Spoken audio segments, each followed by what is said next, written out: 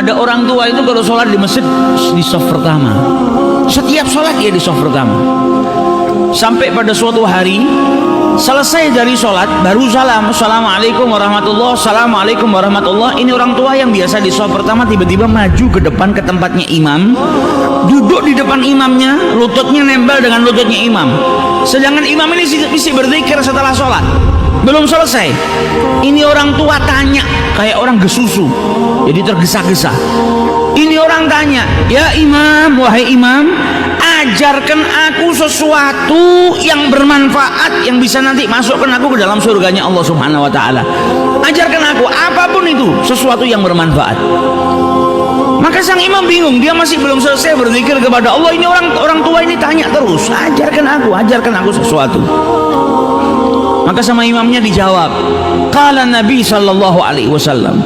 Nabi sallallahu alaihi wasallam bersabda, kalimatan, ada dua kalimat, habibatan ilar rahman, sangat dicintai oleh yang maha pengasih lagi maha penyayang.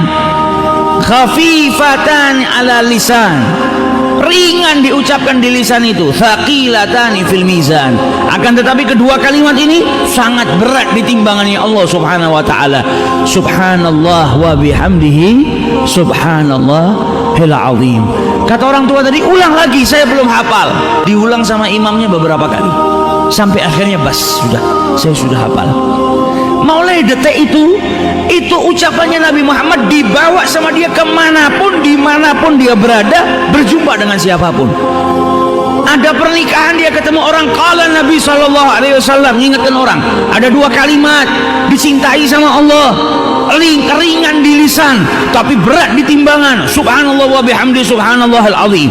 Ketemu siapapun dia ucapkan, ketemu anaknya, ketemu tetangganya, ketemu sahabatnya, di masjid, di luar masjid, ada tamu ke rumahnya, selalu dia ulang-ulang. Kalimatan habibatan ilar rahman, terus diulang-ulang sampai akhirnya datang suatu ketika dia sakit, masuk rumah sakit tidak sadar. Selama beberapa hari nggak sadar, koma. Sampai ketika keluarganya semua berkumpul di saat dia dalam keadaan kritis, tiba-tiba yang sudah beberapa hari nggak buka matanya, tiba-tiba lelaki tua tadi membuka matanya. Maka keluarganya bahagia, nunggu ayahnya sudah koma dalam keadaan tidak sadar beberapa hari, tiba-tiba buka matanya. Dokternya pun gembira. Ketika dokternya hendak memeriksa, si pasien tua tadi dipegang sama yang tua tadi.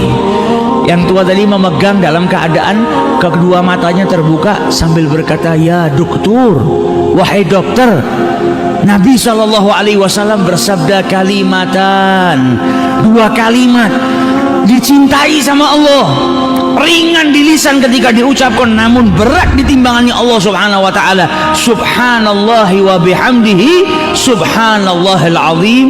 Ketika itu meninggal dunia, meninggal dalam keadaan mengucap subhanallah wa bihamdihi, subhanallahil azim. Mata ala husnil khatimah.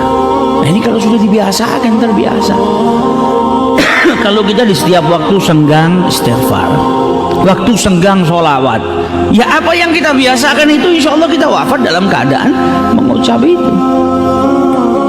Kalau terbiasanya malah ngomong kotor, ya akhirnya kita wafat juga dalam keadaan berbicara kotor. Wa a'udzubillah.